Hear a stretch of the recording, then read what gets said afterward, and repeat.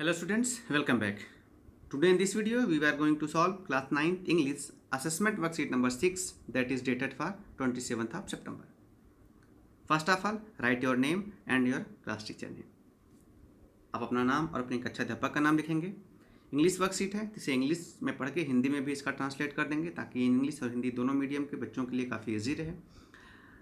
निर्देश पढ़ते हैं कि आपके सामने जो असेसमेंट है पिछली वर्कशीट्स पर बेस्ड है. 13 क्वेश्चन हैं. 1 to 6 1 मार्क के हैं. 7 to 13 2 मार्क्स के हैं. टोटल 20 मार्क्स की वर्कशीट है.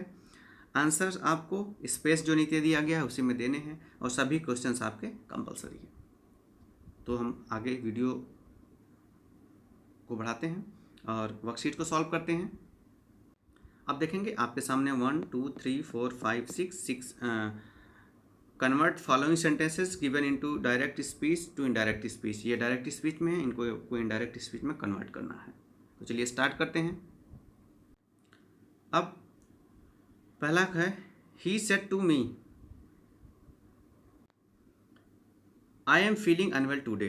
तो he said to me I am feeling unwell today. इसका होगा he told me that he was feeling unwell that day. जब पास्ट टेंस में कन्वर्ट करते हैं तो टुडे को दैट डे हो जाता है. दैट कंजक्शन लगेगा, सेड टू की जगह टोल्ड हो जाएगा.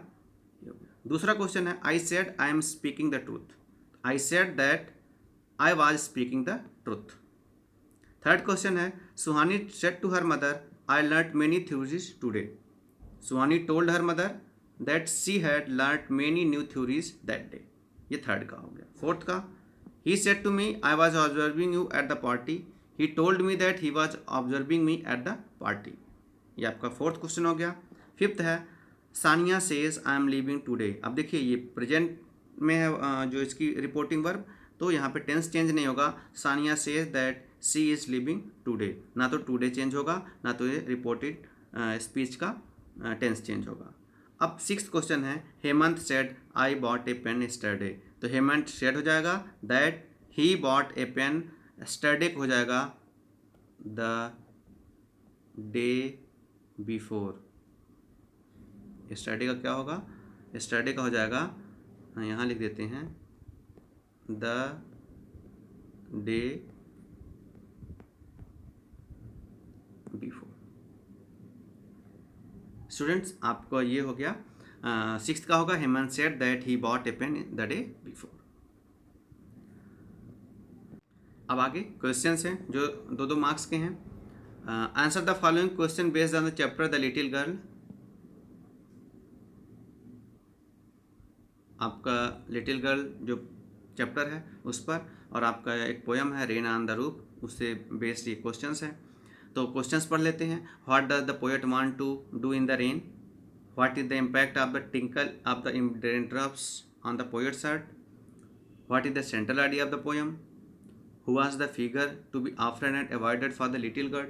आपको पता है लिटिल गर्ल काजिया है, वो अपने फादर से बहुत ज़्यादा डरती है, वो बहुत रूडली उसके साथ बिहेव करते हैं, हमेशा उसको स्कोल्ड करते हैं, उसकी कमी निकालते हैं. What was Kezia's father routine before going to office. Why was Kezia afraid of her father. On what occasion did Kezia's grandfather ask her to present a gift to her father. ये सारे questions हैं, इनके answers हम देख लेते हैं. Answers यहाँ पे है, यहाँ से आप नोट डाउन करें. What does the poet like to do when it rains.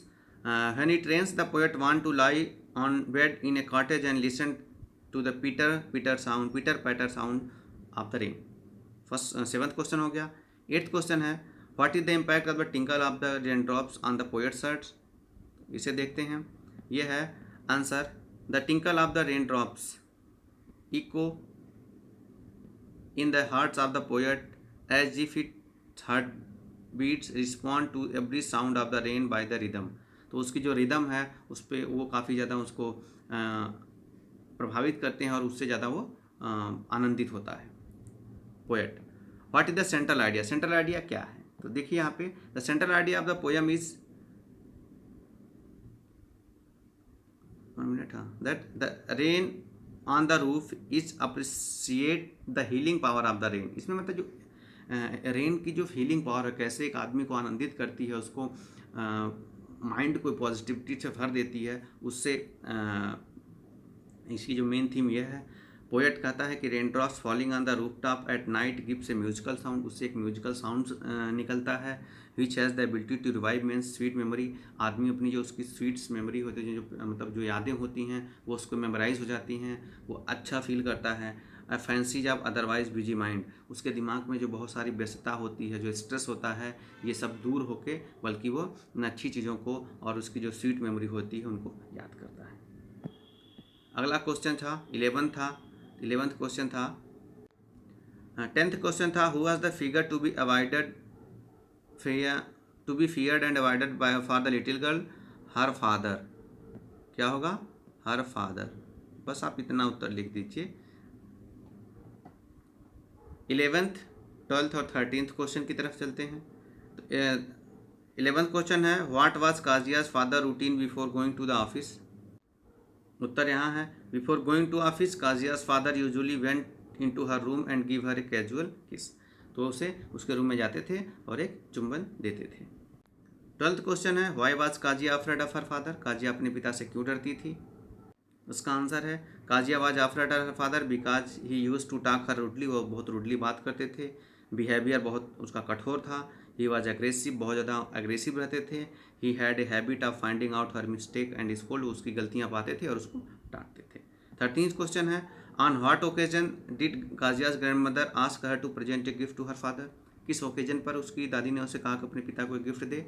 तो काजियाज ग्रैंड मदर यहाँ आर हो जाएगा, grand mother asked her to present a gift to her father on the occasion of his birthday, यानी उसके पिताजी का जिस दिन बर्थडे था उसी दिन उसकी दादी ने कहा कि आप अपने पिता को एक गिफ्ट दीजिए। सो स्टूडेंट्स, आपकी 9th क्लास की ये वर्कशीट ही कंप्लीट होती है। इसे करके अपने एक अच्छे अध्यापक के साथ शेयर करें। Thank you.